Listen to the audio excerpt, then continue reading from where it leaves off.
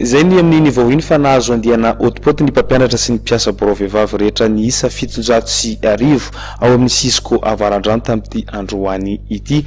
Fanomezana avy amin'ny ramatoa Voangy Razonary Mampianina vadiny filoham-pirenena izy ity ho fanamarihana indrindra ny andron'ny 8 Martsa andro iraisam-pirenena ho an'ny vehivavy.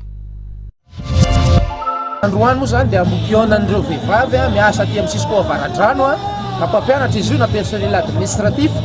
Inona moa ny antony zay mba ho fankalazana fanamarihana ny 8 Mars dia mba nanasa azy ireo ny première dame mba ho tonga ifametanana mba hifanatrika androany dia mba fanomezan-danja ny vehivavy mpanabe zany ny andro androany dia mba misy fanomezana kely ihany koa atolotra ny première dame fanamarihana an'izany vanim-potoana fanomezan-danja ny vehivavy zany.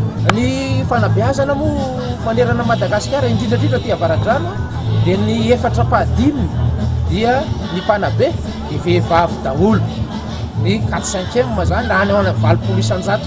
Zay indrindrandrindra mahazava-dehibe ny zavatra androany satria eo ampelantanan'ireo vehivavy mpanabe ireo ny ainy ny fanabeazana sy ny fampandrosoana ny fanabeazana aty amin'ny Sisco Avarandrano. Ka ny 4/7 dia hoe maka hery sy miaraba manokana nareo vehivavy ary vonona mandrakariva izahay hitondra ny anjara brika entina anakaherezana anareo entina aporisihana anareo entina anohanana anareo araka ny zava-misy dia tohizo ny firaisan-kina antsika tia Avarandrano.